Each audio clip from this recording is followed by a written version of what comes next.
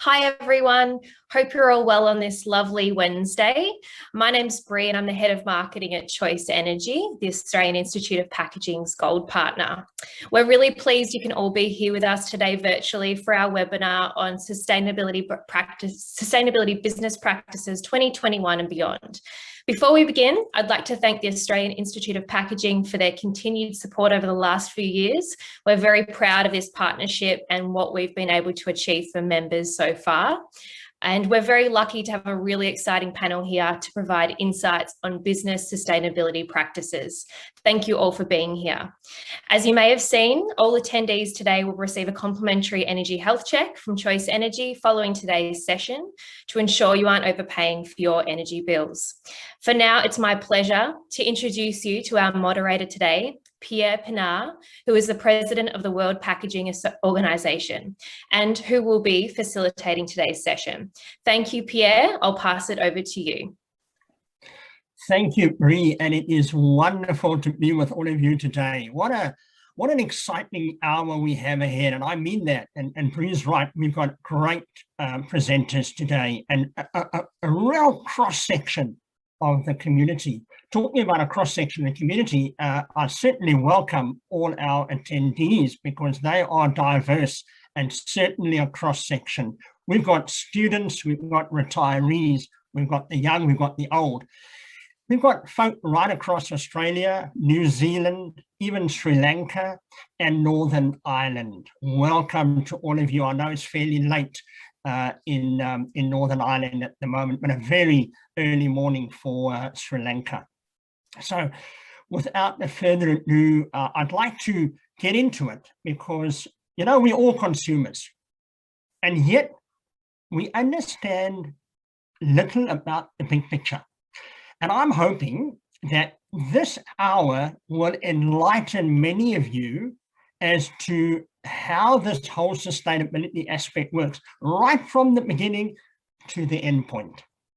We are all users of packaging, and so we need to be educated.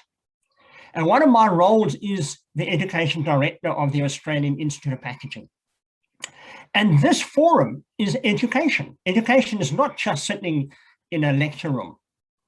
Education is webinars as well.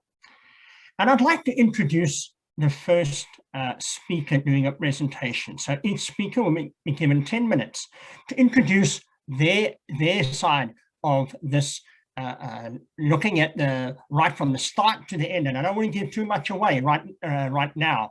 I do urge all of you, if there are any questions that come up, use the Q&A. And I'll be looking at that very closely and making sure that your questions are suitably answered. Our first speaker, Alan Gill, is from Choice Energy. He's the Executive Director and the co-founder of Choice Energy. He's got a very sustainable approach.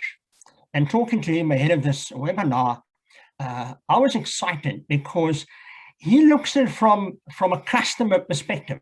And as I mentioned earlier, we're all customers. But so even though he starts at the back end, he moves through, which leads very well onto our next speaker. So Alan, over to you. Your microphone. Okay, you'd think after 2020 in Victoria, I'd learn how to unmute myself. Thank you very much, Pierre, and thanks very much for everybody who's joining, and to Mark and Alex, my fellow co-hosts or panelists. Really looking forward to the discussion.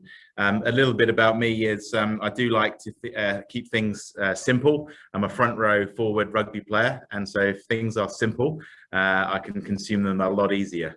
Next slide, please. So as my wife keeps telling me, keep it simple, stupid. I think when we're going to make change on a sort of a local level and a global level, it needs to be easy. So doing the right thing needs to be profitable and easy. So I'm not saying that everything is easy, but when it is easier, the chance of it occurring and the chance of the momentum and change happening that we need is all the more consumable. So as Pierre just mentioned, we all use packaging already, and we all use electricity already, and we all like efficiency gains. These are things that we're already doing. If we can do them in a more sustainable way, and that puts $1 back in our pocket, then I think that's the right sort of initiative that should stand behind this. So I'm going to have a look at this from an energy point of view. Next slide, please. So leadership has really changed over the years. 200 years ago, we would probably look towards our government for nearly all our leadership, potentially our employment as well. But now we're seeing leadership comes from all complete diverse places from around the world, whether that's Major Tom raising money for the NHS in the UK, or Greta Thunberg, a 16-year-old Swedish girl who has the gumption to tell the world leaders that the house is burning down. Change can come from everywhere. Now, not all of us can be Greta Thunberg, but all of us do have things that we can control. So the change needs to come from us as consumers and individuals, and it needs to come from us as business leaders. And I'm not saying the governments around the world won't do anything, and I know that we're making progress with the Paris climate talks, but we need to control what we can control, and hopefully something will be done at a macro level at the same time. Next slide, please. So how can you control what you do? Well, as I said, you already use electricity. So ensuring that you've got the most efficient equipment in your operation will obviously help to lower those costs. And just as we would with RAP, we shrink it. We shrink the RAP. We shrink your carbon footprint at Choice Energy. So we've installed it's about 18 megawatts of solar panels. So that equates to around about 72,000 panels. In our 8 years of existence, and we've done that across Australia and New Zealand. And coming back to that, keeping it simple, we've only done that because the alternative is buying grid power, and that's more expensive. Yes, a lot of it comes from coal-fired power stations, particularly in Australia, but if it's more expensive, then it doesn't make sense to buy it from the ground. It makes sense to generate it yourself. And Alex, I'm not going to steal any of your thunder there. And of course, batteries are probably the most hot topic in energy at the moment. They are going to play a crucial role in the way that we develop our economy and the way that we develop our society. But for most businesses at the moment, they're not commercially viable, but there is definitely great progress coming with batteries as well. Now, the good news is that you don't have to come up with a solar budget. This is paid for by the savings on your bill. So if buying solar is cheaper than paying that electricity bill, then that makes sense. And here in Australia, we're lucky that the government has the large scale certificates and small scale certificates where they will kick in some federal funding. And at Choice Energy, we've helped to ensure around about just south of $12 million worth of funding for our customers. So the government is kicking in as well. And then one of the upsides of this global pandemic is there's never been a better time to buy solar.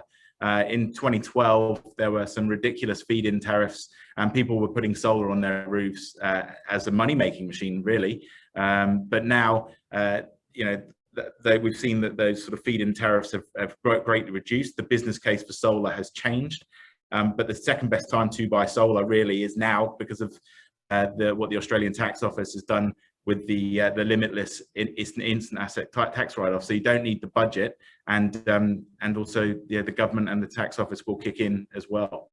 Next slide, please.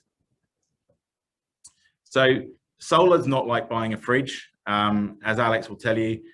It's not an appliance that you plug in and use every day. It's something that is going to last for around about 25 years, and it's got to be powering your business or powering your home. So it's really, really important, not just the technology that you use, but it's a system. I mean, most electrical systems over a 25-year period will likely have some problems. So it is important to use good kit, but it's probably more important to have an installer and an energy partner that can do more than just solar and is going to be around tomorrow. Mark, who you're going to hear from in a moment at Replas, is one of our customers, and I hope that he would attest to the fact that Choice Energy take the solutions that we provide very seriously, and we hold ourselves accountable for the performance of those systems. So if they don't do what we said that they were going to do, we have to pay the difference on the bill, and that does come back to keeping it simple.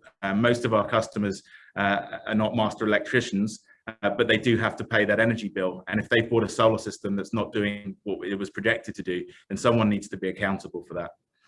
And then our customers will get live monitoring environmental information. A lot of our customers like to put a TV in their foyers to show how much carbon they've offset by generating solar in that particular day, but also that at the end of every month you can see how the system has performed, not only in how you've reduced your carbon footprint, but also how your business case is going as well.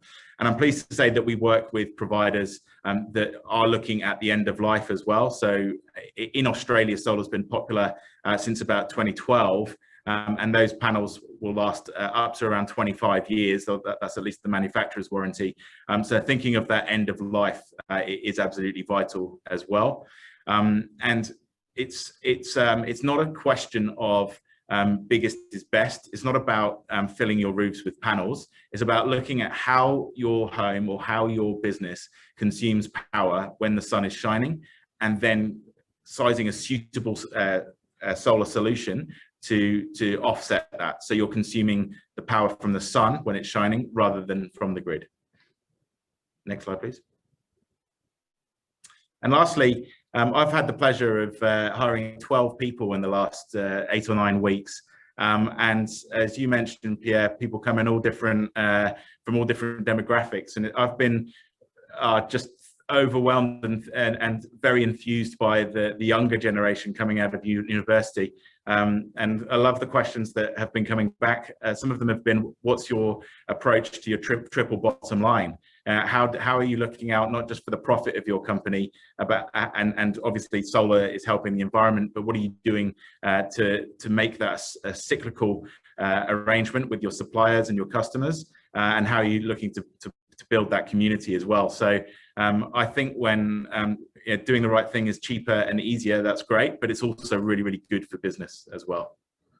So I'm going to hand over to Mark now at Replus. Thank you.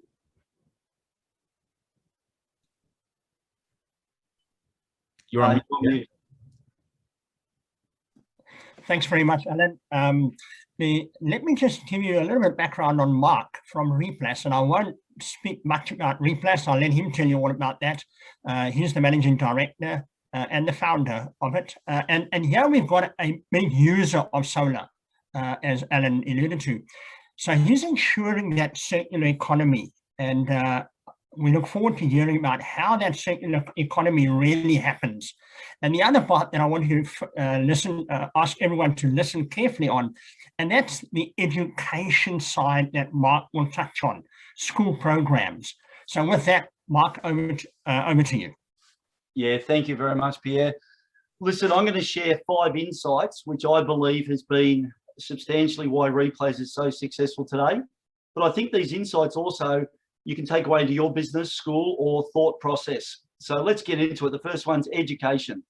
Obviously, we're not chasing goals. A lot of people set goals and chase them, which you can fail or succeed. But we live in the present moment, and this is what we call the rec. We do this every day. So by educating the public and clients and others, they may make informed decisions, and we believe that's a very powerful statement. Creating, exposing young minds to innovation and what's possible is also very big at our education centre, and showing many groups and associations what is possible. We have Rotary groups, councils, school groups. Just before the recent shutdown, our centre was full of school kids coming through in busloads and educating them in the largest recycled plastic education centre in the Southern Hemisphere. So the other thing is it's very rewarding for our staff. This takes up about 70% of our national sales office, and it's all about education. We put a lot of resources behind this. When we put it to the board, at first, there's no measurement of how can we get a return on investment, but the return on investment is knowledge and educating the future. So let's have a look at problematic plastic. Basically, we concentrate on the biggest issues in the world today. Our mission at Replus has always been to take the most problematic plastic and turn it into something fit for purpose. In actual fact, it's our mission statement. We focus on problematic post-consumer plastic, one of the hardest plastics to recycle in the world. And we find the harder the challenge, the more outrageous the success. We're seeing the export bans, we're seeing plastic waste We see this as huge opportunity for growth, employment, innovation, and to get Australia back on charter. Interesting enough, the bottom left-hand picture there, society has changed, and now showing the impurities of the recycled is now sought after. You can see Coles is making cardboard box holders, and look at all the flicks. 5 years ago, aesthetically, they wouldn't take that, but now it's part and parcel. So we've created a huge niche for our business, and we don't compete on price, but we compete on more valued solutions. And I think that's the way forward. But let's have a look at RedCycle Partners. Basically, this is, to me, the biggest innovation and the best product steward technology in the world today. Basically, all these 165 partners are going to form part of a very strong circular economy. We love the RedCycle Partners because they are leading the way with what we call the pull-through effect. The ARL, the Australian Recycling Labelling 2025 initiative, will ensure that sustainability of packaging will move forward at a great rate. I won't go into that in detail, but we really encourage that. We also love the fact that corporations are taking responsibility for their creation of their packaging. So now all these brand owners are saying, well, we're making the packaging. We've got to be part of the solution in this circularity. And these people are just, they're really doing some big things. And I'll touch on that briefly in a second. Government supporting innovations, jobs, recycling incentives with billions of dollars through incentives. This is a growth market with big support from the federal and state government. Brand owners understand the pull-through effect and how this supports circularity. For example, Coles and Woolworths have bought millions of dollars. You see them, the seats out the front of the stores. 10 years ago, it wouldn't be on the agenda. The most highly paid real estate in the supermarkets at the checkout counter. And they're putting seats there to educate the public that this is where their plastic can go. So it's just a huge thing. And social media can be your worst enemy or best friend. We've all seen those images overseas of a pea packet or something, and the social media gets on, look what's happening to the oceans. But I really feel that the RedCycle brand owners are taking accountability and responsibility. And if you're really looking to the Prep Tool, ABCO, and the great work that AIP are doing, it is an exciting space. Let's have a look at Wonder White, a great example. Here's an example of circularity involving education through schools. How smart is this? They've got all the schools through the kids to say, Mum and Dad, let's buy that brand packaging maybe, but if we do buy it, let's bring it home and look at the density weight there. It's fantastic. They've got density weight coming back to companies like Replace. It's excellent brand association for Wonder White. It leads the way what is possible. Think about it. The collection process is usually the hardest process of all, and they've got the public bringing it back through the schools, part of the education. I want to finish up on sustainable practices. The next slide. Basically, this is where I think Replace has had some really good niches. First of all, we have for many years taken back all of our offcuts and all of our materials we make, the 250 of them, actually are fully recyclable at end of life. In actual fact, the components add to the strength of it because we use different mixed polymers. In all of our facilities, lights adjust to the requirement that's there and they turn off and on, and certainly highlighting our rec. And most of all, recently, over the last 3 years, we have solar on all our facilities. This is a huge one because not only does it balance out our electricity bill, but it makes us more sustainable in what we do.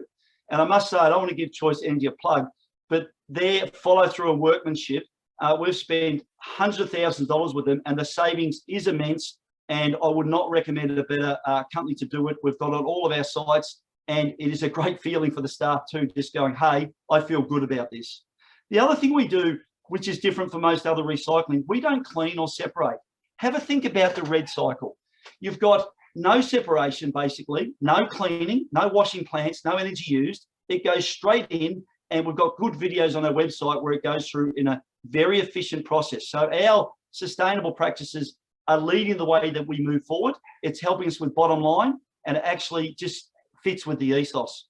So I hope some of those insights might give you some ideas of where we're going, but we see the challenge of the recent banning of plastic, the export ban. We're seeing a lot of dollars put in to get innovation and jobs in Australia, and it's too big for us. There's over 800,000 tonnes of packaging produced each year in Australia. We only do 3,000 tonnes. This is a huge opportunity for many industries to get involved and support circularity. Thank you very much, Pierre. Thank you, Mark. That some really exciting stuff there, and I'm sure the questions will flow very soon. Our next speaker is Alex Lavis. Now, Alex is from Impact International, a real family-owned business, 4th generation he is. The exciting thing about him is that he has just won his 2nd gold medal on the Packaging Innovation and Design Awards of the AIP. Well done to you, Alex. Alex is going to look at the journey, which is measurable, you'll show that, and obviously meaningful. And meaningful this is an interesting one when he discusses making sure that the carbon footprint is reduced. And with that, Alex, over to you. Thank you, Pierre, and good morning, everybody, and thank you for joining. Impact International will give a little bit of a snapshot about who we are, because not many people have heard of our company outside the pharmaceutical, health and wellness categories of the manufacturing area. We like to joke that all our customers are famous, but nobody knows who we are. So if we have a look at the next slide, please, we can have a look at the brief snapshot on our company. So we have been making tubes in Australia since 1958. And one of the very unique things about our company is that we are a very, very small multinational. So we have our own factories overseas in countries like Indonesia and in Slovenia, which is former Yugoslavia and now part of the European Union. And we also have a joint venture partner who has their own factories located in Thailand and Vietnam.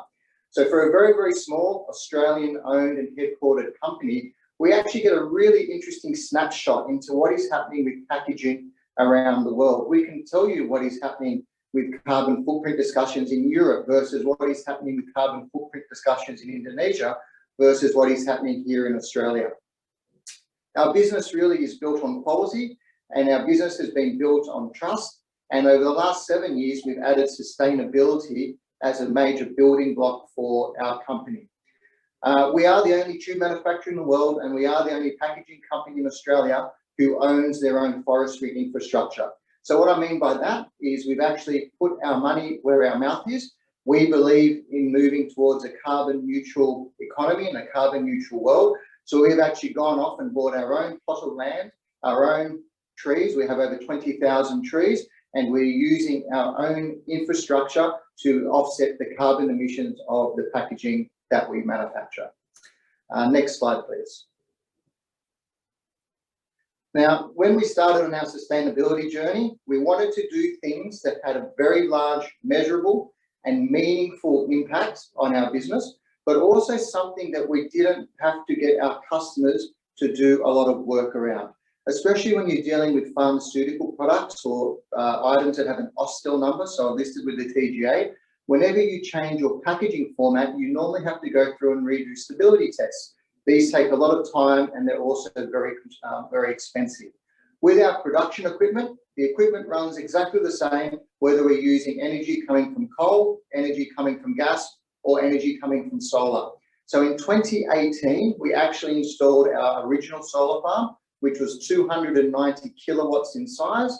And we were so happy with the reduction in electricity bill that we received, and also the amount of carbon that we were taking out of our footprint, that we upgraded that system in 2020, so in March this year, to a 400 kilowatt system.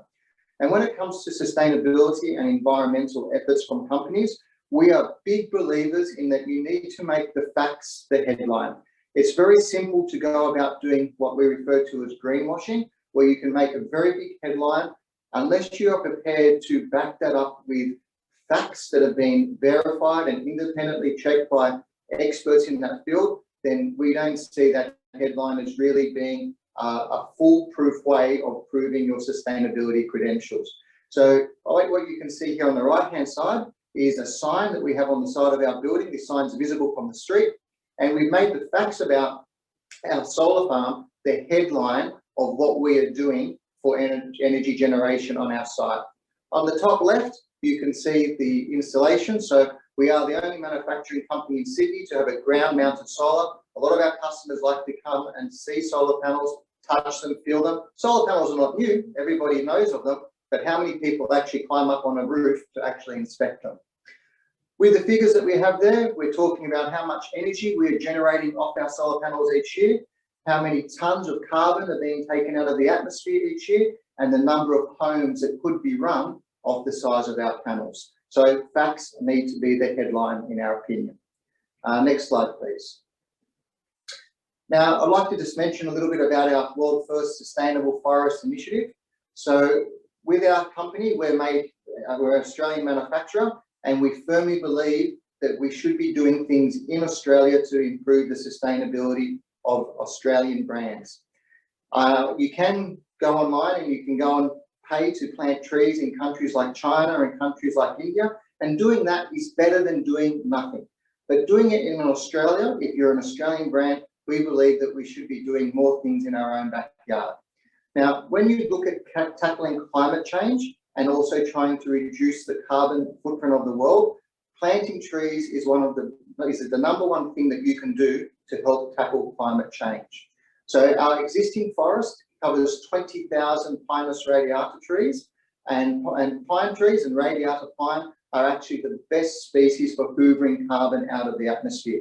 We also have over 1,300 native Australian trees, which are mainly eucalypts, and this makes us a biodiverse forest. So not only are we looking to offset the carbon footprint of the packaging that we are manufacturing, we are also providing a great home to many Australian native animals, many bird species, many kangaroos, wallabies, echidnas, wombats, etc. So having a packaging company that has actually gone to that length of actually purchasing their own forest and having to learn about forestry infrastructure and learning about trees, and it's been quite a steep learning journey. And as we move towards a more carbon neutral economy, we see carbon credits becoming more expensive, and this is helping us in one way to take control of our own destiny and our own cost base in a carbon neutral world, but at the same time adding a really nice piece of our story about what our company stands for. Next slide, please. When we do sustainability, we don't do sustainability by accident, we do it by design. And when you design something, you have to innovate, and not everything works. So when you start your journey on sustainability, you have to be prepared for failure. And sometimes having those failures are what actually makes the success even sweeter. We also feel that there are numerous market researchers that are coming out and talking about the importance of having a sustainable business practice, about making sure your supply chain is doing things in a sustainable manner and that you're trying to reduce the environmental impacts of your products. We do this through multiple different avenues. We use a multi-pronged approach. So we're using sugarcane polyethylene, which is a renewable resource, and sugarcane being a plant captures carbon and absorbs carbon while it's growing. So when that material leaves our supplier's factory, it's carbon neutral. We use recycled polyethylene, and that recycled material is manufactured here in Australia. So we're not importing recycled material from overseas suppliers. Again, encouraging investment in Australia. We believe that a stronger Australian manufacturing industry builds a stronger Australia. We also want to make sure that the energy that we're using to make our products is clean and green. So you've seen what we have with our own solar farm. Every single kilowatt that we use at Impact International is carbon neutral. What we cannot generate ourselves, and we are a 24-hour-a-day factory, so we do need to buy energy when the sun goes down, is being offset and is carbon neutral. And looking ahead into the next few years, you have England looking at having a tax on recycled, on packaging that does not contain recycled plastics.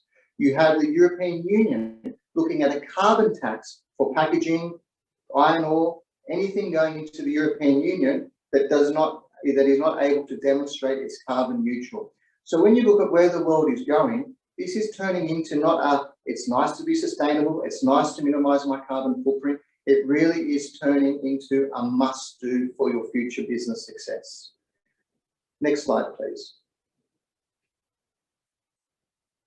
What we've got here is just two very simple pictures. Our customers want to prove to their consumers that they are doing the right thing and that they are taking the environmental considerations very highly, and that they are looking for a supply chain that does the same. So here's one of our customers Lovekins. Lovekins was our customer who also won the gold medal with us last week at the PIDA Awards. We have our solar plant with a nice picture stand where we can take pictures of our customers' products in front of our solar panels to demonstrate how the energy is being used to manufacture those tubes. And then we have a nice photo shoot that was done in Lovekins in our own forest. So having the forest there is not only great from the carbon capture perspective, it also helps for marketing campaigns, product launches. So our message really here is if you're a supplier like we are, you need to build the sustainability business practices into something that your customers can help to use to make their product stand out over their competition. And if you can do that, the sustainability discussion not only becomes one about what's the right thing to do, it also becomes what is right for the bottom line. And I think that should be it. Alex, thank you very much for that. And this is an exciting part now because there's been a lot of questions coming in, even before the event, and obviously while the three of you were talking. Thanks to the three of you, Alan, Mark, and Alex. You make it very easy for me simply because you've kept very much to your time, and I appreciate that. And I'm going to kick off with Alan. Alan, you mentioned shrinking your carbon footprint, and that's all good. But we've got a lot of customers in the room. I remind all three of you, in answering your questions, that a third of those attending today have indicated they have not incorporated renewable energy into their businesses. So bear that in mind in your responses. So coming back to you, Alan, why solar? You know, for the consumer, it means an investment of, I don't know, probably about for a 5 kilowatt, my guess is probably around the 10,000 mark. Now that's a lot of money for a youngster. You mentioned that you've taken in some new youngsters into your facility, and I guess you know trying to influence them to do solar. How do you turn that around to a youngster about $10,000 and they can't actually see the dollars in it for them immediately?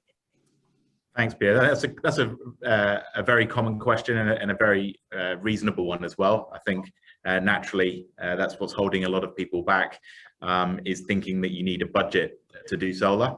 And probably, you know, if we go back 15, 20 years, you did need a budget to do solar, but now what you do is you get somebody else to pay for it. There's plenty of clean energy finance providers. And even banks now, quite frankly, are on board. They're beyond the sort of the bricks and mortar only. They understand solar a little bit better than they used to, even just 2 years ago.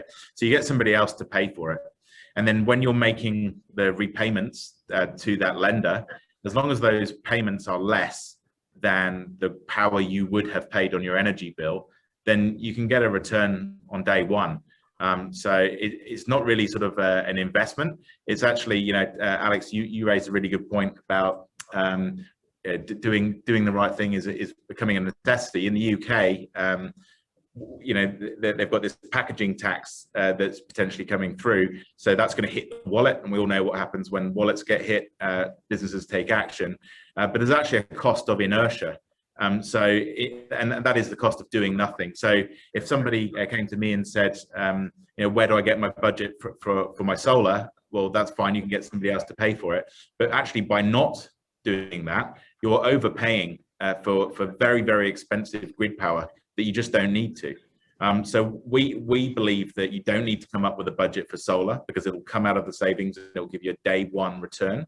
And then the only thing that could go wrong there is if the system doesn't work, if it's actually not producing that power. And at Choice Energy, we underwrite that. So we're carrying the risk. So there's not many things in business that you can look at and say, we're going to help you do something that you're already doing in a sustainable way. It's going to shrink your carbon footprint. You don't need a budget. It's going to save you money, and you don't need to carry the risk. So we work and take away all of those headaches. So that leads me into Mark. You know, you gave some beautiful pictures there of children from, you know, students coming through your facility. Taking what Mark has just said, I'm sure, and tell me if I'm wrong, you have many students asking you about the panels on your roof. How do you then bring this into a 15-year-old, explaining, well, those panels are producing these items you show them? How do you link those two to a youngster? I think we've been very fortunate in our education centre where we've got huge TVs which actually bring the roof right in front of all the kids and children. And on there is showing statistics of how many trees, how many cars, which children can relate to this. So it's not as much as seeing the solar, they're seeing the savings. That's what they're really interested in. I'm very surprised that children these days are very switched on. They know exactly what's happening. In actual fact, we have as young as 8 and 9 and 10-year-olds come through our tunnel excursion, and we ask a question, what do you do with your packaging? And 90% say, oh, it goes to the supermarkets in the red cycle. So that brand red cycle is in train. I put it like my kids, when I went past McDonald's, the advertising was so good, they said, Dad, I want to go to McDonald's. The kids these days are saying the packaging's got to go to red through the supermarkets. And the education's a big part of it. It reinforces what they probably already know. And it's a great feeling to show them this. I mean, we get great joy out of that education centre. Mike, I'm going to come back to you in a moment because a lot of the questions are around your area, so be prepared. But Alex, moving forward, now, having done what you've done and looking back and reflecting on that, if you were telling a new person into this, as I mentioned, 1/3 of our attendees are not using cost-effective energy, what is your message to them? What is the most energy saving solution that you have come up with or involved in? I think in terms of big numbers, generating your own energy will ultimately deliver the biggest saving. In a manufacturing environment, everything basically uses energy. The air that you and I are breathing now is free. Compressed air is very expensive. Chilling water down to control manufacturing processes down to, say, 8 degrees on a 40-degree day in Sydney is also very expensive. So you need to look at things like motors, you need to look at things like your air conditioning units, you need to look at things like any leaks in your compressed air line are wasting energy. Generating your own energy, and if you can do it at a certain size and get a certain scale, you have quite a large investment that you need to make. Now, you can either do it the way that Alan described it, or you can pay for it yourself. We take, as a family business, we don't look at what's happening in the next quarter so much. We look at what's happening in the next 4 years, in the next 6 years. If we have to invest now, but our results over the next 9 months don't look as great, but we're going to get the benefit of that in the next 5 years, 3 years, that for us is a smarter decision than making the next quarter look better. And I think that is a big, very important message about sustainability. Trying to necessarily cut your costs and make an improvement to a packaging is very, very difficult to do. We've only ever done that a handful of times. Most of the times that we've made sustainable improvements to our business have resulted in a cost-based increase, which is averaged out over a longer period of time. If you just look at it over a 3 to 6 month period, you might see the numbers being a little bit more unfavourable. But sustainability, we all live on the same planet. Some people say there's only one planet, especially Elon Musk might disagree. He says we're going to go somewhere else. But it comes down to the time now is now to act, and everything in the business needs to be looked at. You know, your use of water, your use of compressed air, your forklifts. Are you running electric forklifts? Are you running petrol forklifts, etc.? And energy generation would have to be the one big thing that we can change quickly. I like that answer simply because the question I'm going to ask Mark now, and I want Alan to jump on the back of it after he's answered the question, and that is, there's a lot of conversation, and I see it in industry, a lot of conversation, not only here in Australia, but globally, around energy consumption between recycled content products and virgin material products. That cost. What's your answer to that? Well, we know that to recycle a recycled product from virgin is far more efficient. The facts are there.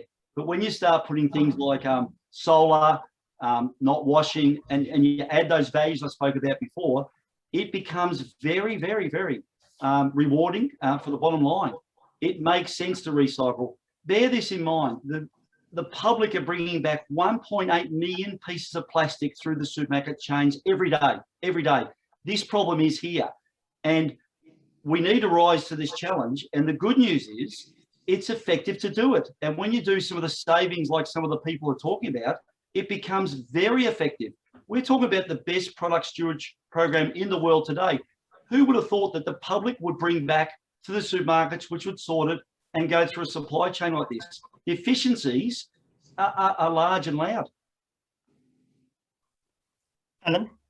Yeah, I think that's a good point, Mark. And I think it is about awareness, right? I think that's why I really like the educational piece that you guys do. I don't think that everybody is completely aware that what they do today when they're consuming energy is, particularly in Australia, they're buying into a system where we're burning coal, which is polluting the world, and then we're paying the highest price in the Western world for electricity. So you're buying a premium, you're paying a premium price for a filthy product. And you know, if most people were actually aware that there was an alternative to generate your own power in a sustainable way that was going to be more cost effective, I think we would see a lot more change. So I personally, Pierre, like when I'm flying into Tullamarine, I look at all the roofs and I want to pull my hair out, because all of those businesses, you know, they could be more effective at whatever they do. They would be more effective if they were just using the sun and the asset that is their roof. But Alan, I have to then ask you this question. And I get the picture, you know, flying over those roofs as you're coming into land. What would happen if, say, everyone, and I know that's hypothetical, but let's say in Australia, everyone went to solar? What then about the energy producers? What do they do? How do we fix their problem? Well, actually, technically, the first thing that would happen is the grid would collapse. So the grid is not was not built for everybody to generate their own power. We've got a roadmap of the coal-fired power stations and how they intend to close. And you know, just like Alex sort of takes a longer-term view, if you actually look at the long term, it's becoming less and less viable to keep those power stations open. And there's no federal plan as to what we're going to do to replace that base load. So probably, you know, yeah, we are going to have solar on people's roofs, and you know, that would allow us to, I think, maybe look at becoming a world leader. We have a resource that a lot of countries don't have in our sun. We could become a world leader and make a significant you know, impact and make a significant statement in terms of our own carbon footprint. What Scott Morrison is taking to the Paris Agreement stuff is a little bit embarrassing when we look at the capability that we have right in front of us. So it comes back to my point. We need to do what we can as individuals, and we need to do what we can as businesses. But it's really that awareness piece. We have to sort of spread that awareness. Yeah. Okay. So, Alex, what is your answer then to, and it's a big problem around the world, single-use plastics? And I want Mark to come in after you answered, because he's on the back end of that as well.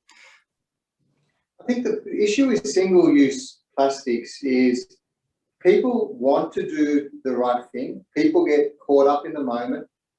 People are also at times lazy. And also people's living arrangements and their access to infrastructure varies around the world. What we consider to be recyclable in Australia is different to what the Indonesians consider to be recyclable, which is probably different again to what the Swedish consider to be recyclable. So here we are in a global village. You know, some of our customers export 50% of their products that are made in Australia overseas. So when it comes to tackling rubbish, and especially single-use plastics, We need to have something that is a viable alternative that doesn't take away from the experience that the consumer has when they use that product. One thing that I'm guilty of, if I go and have to a Japanese restaurant and order sushi, you see those little fish that the soy sauce comes in. Now, those little fish are probably terrible to recycle. Their size is very, very small, very difficult to collect. But where is the alternative for those Japanese restaurants to give a small serving of soy sauce without having, without saying, sorry, we no longer supply? And I think that's the solution. We need to look at something that we can provide that provides a substitute, not just an elimination. Straws is a perfect case in point. A lot of disability groups were very upset when straws were no longer were being removed. So we have to have an alternative viable solution, in my opinion. Just to add on to the end of that, I think some good points there. ABCO and the Prep Tool and ARL are designing packaging by 2025 to be more recyclable and putting the label on. Big tick. So our processes will be able to use it more efficiently and have less waste. But the real trick here is the scalability of managing this is the real answer. Where do we put it? The scalability of it, because we've got the bans coming from the government. And one of the things that we did in 2020 in the downtime of COVID, we invented a thing called Polyrock. Now, Red Cycle collects 4,500 tonnes a year. Last year, it was up 45%, even though the pull-through effect, because we're shut, was down. So it's starting to stockpile with COVID. You can imagine 45% up with no new outlets. Polyrock can do 15,000 tonne by putting it into concrete footpaths. And we've done the testing in 2020 and 2021. It's now going right throughout Australia with councils. So we're seeing scalability of 95% most problematic plastic waste going straight into fit for purpose, more efficient. And think about that challenge, challenging the way we make concrete. It's never been done before, but it's good stuff and it's working. So we're thinking outside the square and trying to get that scalability. I think that's really important because plastic relatively isn't going anywhere, because we know that a third of the food doesn't make it from harvest to market. So plastic has to be there. We know that. I don't want to get into a debate about what plastics we should ban and straws and all that. We need plastic. We need good solutions. And I think the government is putting a lot of money behind innovation. And that's where we're sort of leading in the next couple of years. So, Mark, the Red Cycle program has identified a 20% contamination level of their collected soft plastics, which means it goes back into landfill once it's rejected from the program. So from your education perspective, how do we improve this and ensure contamination is reduced from the waste to be used as a greater percentage of the products that you guys at Replace are making? That's right on our lips at the moment. What's happening is the public are dropping soiled nappies, metal cans. What we get in our process is a lot of metal. So the front of store, think about Coles and Woolworths. When this started in 2010, there was 1 empty per day. There's now 10 empties a day. Supermarkets aren't geared up for this. So they're overwhelmed, and the public on social media say, oh, look, it's overflowing. Some of these stores are up to 15 empties a day. So first, what we're doing at the moment is looking at, not us, but we're part of the team, looking at redesigning so you can see what's in there. You'll start to see, and I probably shouldn't say this, but you'll start to see a better lid system where rather than just throwing in a hole, people have to lift something up and make a decision before they do it. And really public education, especially with Coles and Woolworths, it's really not up to them. I think they're acting a bit like a MRF. It's not their job. I really believe they're great corporate citizens backing the Red Group people, but the public, and that's why we have the Education Centre. We've got to get good education out. And the ARL and Prep Tool and ABCO and AIP are working furiously towards this, and everyone is starting to engage. So we can see a bit of a brighter future. You know, education is very close to my heart, and I'm passionate about it. So when I hear that, my whole body comes alive, that word education, because that is key, be it at primary level, you know, the grade ones. And we're talking, as I mentioned right at the start, all aspects of education are paramount. What did I say? Education is power, you know, and rightly so. Alex, and I know you have Slovenia close at heart. within that operation, as you mentioned, in Slovenia, where waste is also incinerated, how do you find this method of handling plastic waste, and are these practices found within your Australian organisation? So in Australia, we do not know of any of our customers' products who are going off to waste to energy processes. My view on waste to energy is, in the absence of a good collection, sorting and recycling infrastructure, waste to energy is better than landfill. And my view on that is simply because where is energy created? Most of the poorer countries, most of the third world countries are really buying and creating energy using coal. So the way that we're generating energy in those countries is a pollutant in its own right. So why would you want to burn coal and also fill the ground with waste if you can have a look and try to eliminate two issues at once? The technology that exists is ever changing. One of the things that drives me a little bit crazy about recyclability and sustainability is it's a global problem, but there is no global framework for a global solution. Recycling standards vary across all different countries, and it makes it very difficult for customers who are in multiple geographical locations, manufacturers like ourselves who are in multiple geographical locations, to fit what each different location requires. So for me, I would like three things in the world to change. Number one, PowerPoints. Please make them all the same. Number two, put all our cars on the steering wheel on the same side of the car. We all drive on the same side of the road. And number three, a global recycling framework. Well said. Alan, given the recent plans within the waste to energy policy, and referring to one in Victoria, what effect do you envisage waste to energy playing on your business and the energy sector in total? Yeah, that's I think first of all, Alex, I want to say don't tell Apple about any globalized standards, because that's how they make their money. So there's been recent change in what we've seen here, particularly in Victoria, about how you dispose of electrical equipment. And I think there's two things there, Pierre. So it's have we got the right policy? Have we got the right attitude and awareness and buy-in from the public and businesses? And then who's going to police that? And the real answer there is that we've got a lot of issues on our plate at the moment around the world. Not just packaging, not just waste, not just energy. That policing needs to almost be self-governed. And so doing the right thing, we do a lot of business over in New Zealand as well. And speaking with Kiwis, I don't like to generalize too much, but their number one driver for solar is to do the right thing. And if it's good for their wallet, then that's good too. Whereas in Australia, probably, I'd say 80% of people, are more interested, what can you do for your wallet? And then if that happens to be the right thing, then that's also good as well. So they come at from different areas. But does that answer your question? Yeah, I think so.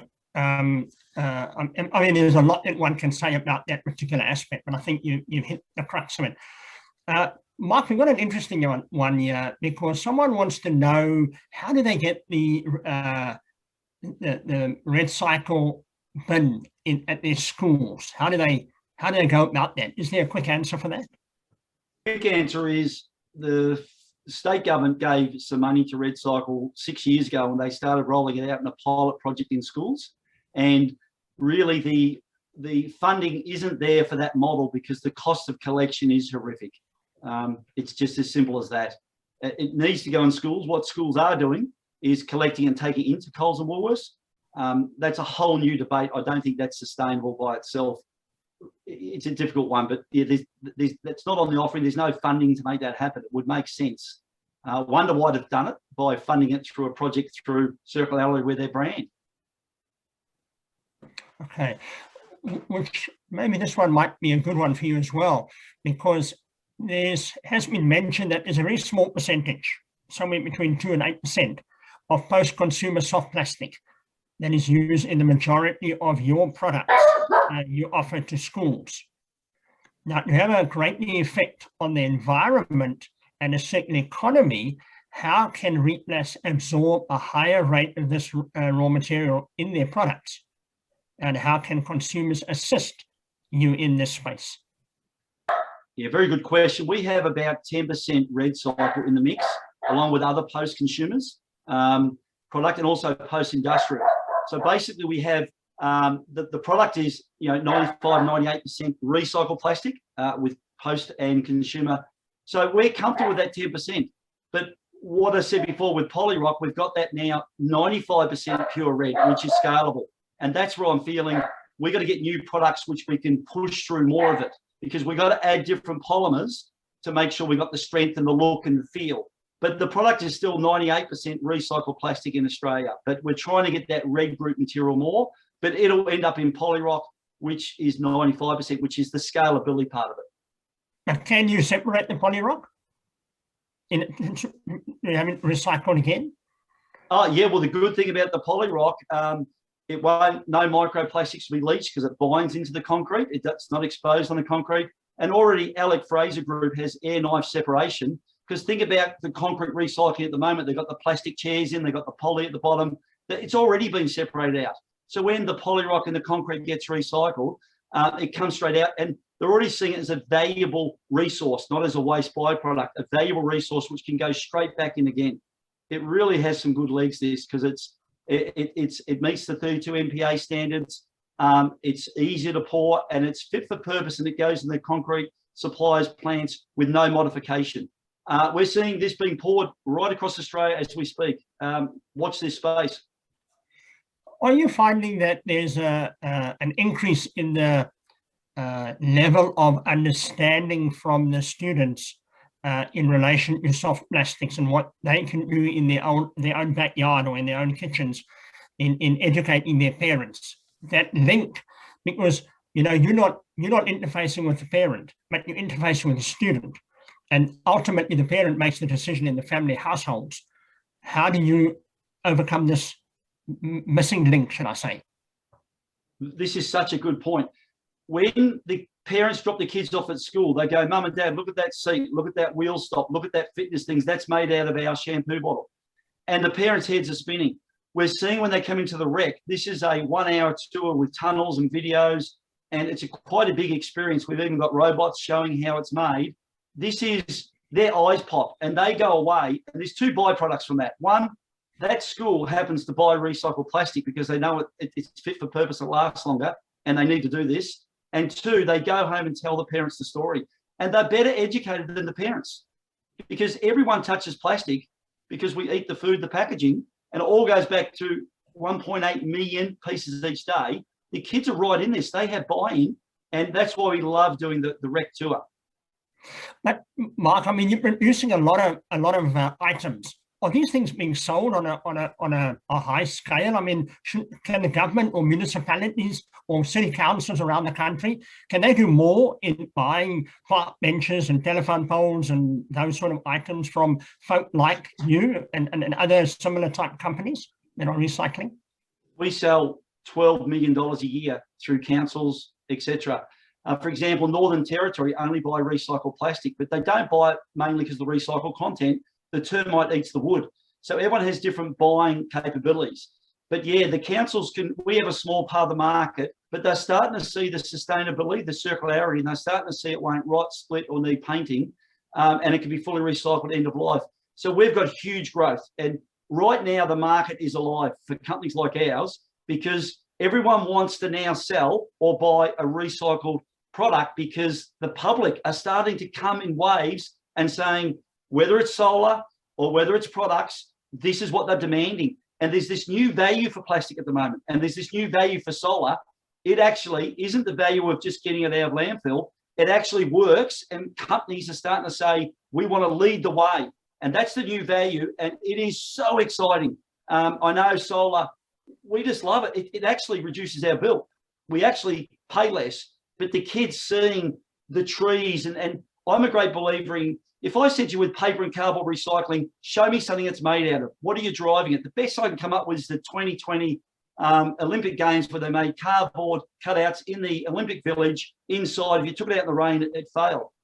You've got to show the public what is possible. And when they go through the wreck, they go, I did not know this was possible. I've got a world I can now work with. And that's the thing that gets me going to work each day. Yeah. But so Mark, it sounds like you are seeing a change, a cultural change. I want to shift that quickly, and I know we're running out of time, and I knew this was always going to be the problem. But I want Alex and Alan to answer this one. Are you guys, the two of you, seeing a shift in culture in relation to recycling plastics? Do you want to go first, Alex?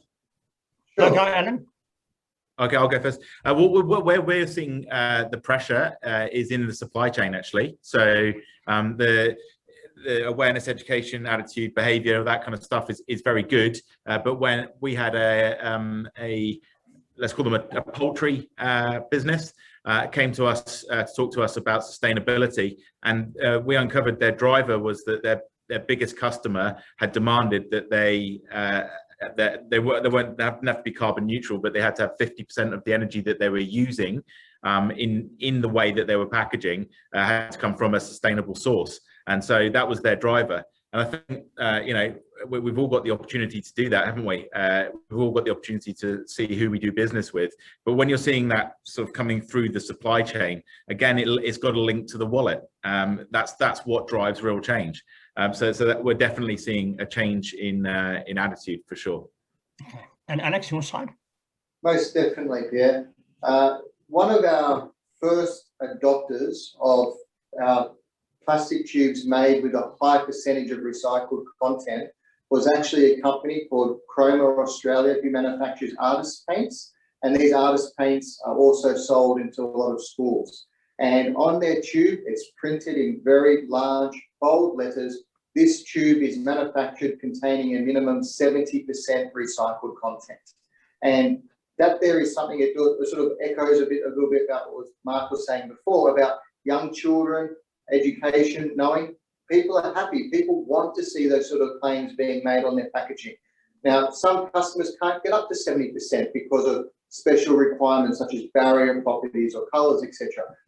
We are seeing, I think our sales numbers for our tubes made out of our what we call our sustainable range is up more than 30% over the last 12 months. As brand owners recognise, it's not a case of it's nice to have, it is now turning into a must-have to include some recycled content or some carbon neutral sugarcane material into their packaging. Now, I knew all along we'd end up running out of time, and we've done exactly that. However, there is one question which is my question, which I haven't asked, and I want to give each of you literally 10 seconds. That's all you have to answer the question, starting with you, Mark, then Alan, and then Alex. Mark, you are very aware, and so are the other two, very aware of the Great Pacific Garbage Patch. How do we not increase this or have another Pacific Garbage Patch? I think this will sound pretty odd, but unless we find a demand in a home and get huge increases in the procurement of recycled plastic, it will continue because collecting more isn't the answer. The true recycling happens in the procurement. I love what Alex said about his brand is up 30%. That's where it lives. People got to start buying recycled, which makes it more valuable, which takes it out of the system. Alan. I think one of the things that the global pandemic has taught us when we were watching initially when COVID unfolded in Italy and Europe, New Zealand was very quick just to lock down because they could see what has happened and they took the best practice of other countries and we followed suit, and I sit here in Victoria being locked down again. So I think whilst we do want a global solution to things, there is best practice going on around the world, and we need to figure out what that is and amplify that and come together so we can learn from the pioneers, we can learn from the innovators. And Alex. Education and responsibility. Learn what is the right thing to do. Don't be lazy, do it. Why does it end up in water? Why does it end up in an ocean? It should be going back to a store. It should be going into a bin. It should not be thrown out of a car window. It should not be left on the beach. Educate yourself and then be a responsible person. Fantastic. You know, I've thoroughly enjoyed this session. I could go on for another hour asking the three of you questions and challenging each of you, and it's been fantastic. Mark, I must add, I forgot to say right at the start that you won bronze in that Poly Rock in the recent Peter Awards last week. Well done, along with those 2 golds from Alex. Maybe next year we'll see Alan winning something as well.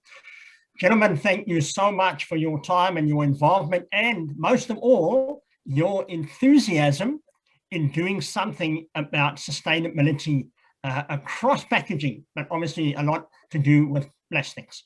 I wish all of you great success in your businesses. Thanks for joining us. Thank you to all the listeners across Australia and those around the world. And we wish you all a pleasant day. Thank you and goodbye.